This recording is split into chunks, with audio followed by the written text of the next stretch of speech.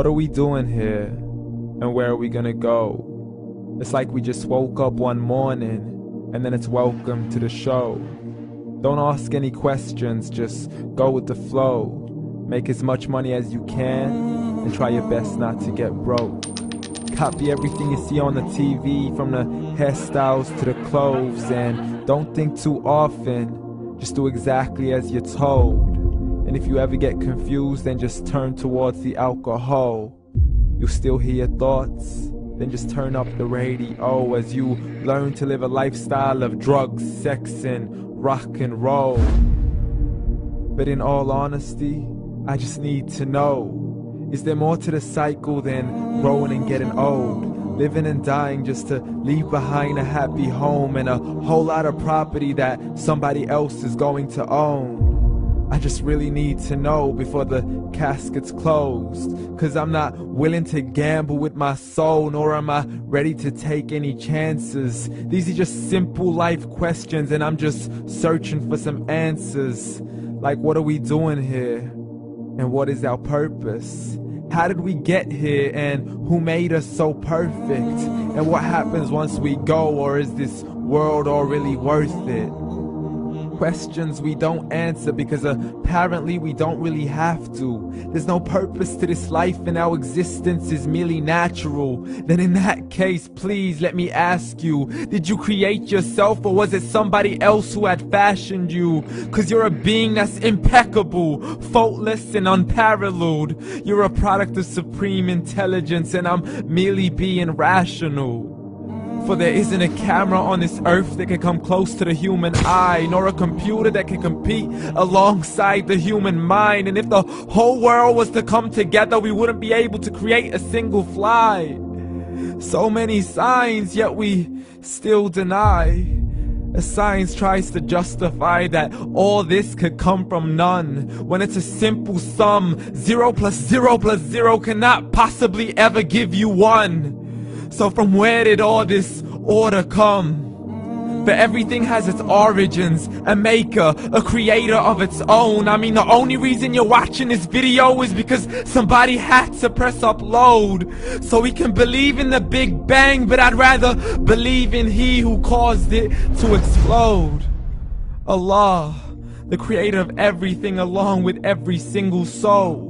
The ever-living, the master, the only one who is in control. Unlike his creation, beyond our imagination. And no, he's not a man, nor does he have any partners in association.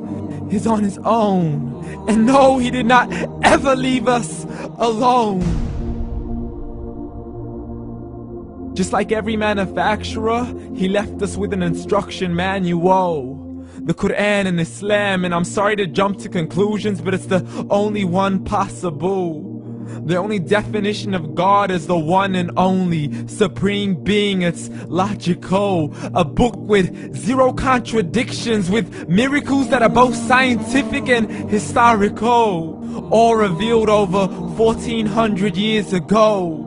Like the detailed description of the human embryo. The descriptions of the human embryo in the Quran cannot be based on scientific knowledge in the 7th century. To the mountains as pegs holding firm the earth below, and the 2 seas that don't mix in a complete separate flow. To the planets in orbit, alternating night and day as they stay in flow. The expansion of the universe and the creation of everything from H2O.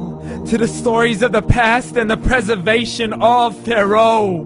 To identifying the lowest point in the land where Persia defeated Rome. The gushing fluid that created man in the glands between the ribs and the backbone. And not a word has changed, it's still the same. So please explain how all this was known over 1400 years ago.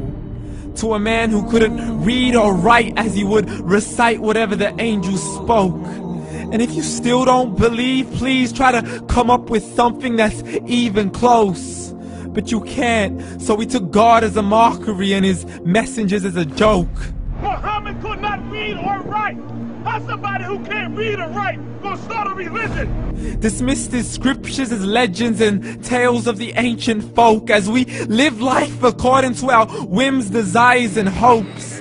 saying this life is the only home we will ever know. We will live then die, then simply turn to bones. YOLO! Correction, after the grass dies, the rain arrives and it regrows, and Allah promises to do the same thing to your very soul and bring you back from your very fingertips to your toes, as the all-seeing supreme being watches us so close, and we are surely being tested in our wealth, our health, and our self, and everything that we've been blessed with. So believe, for we will surely be resurrected and be brought back to our Lord and account for every single deed, as He hands us our books and orders us to read.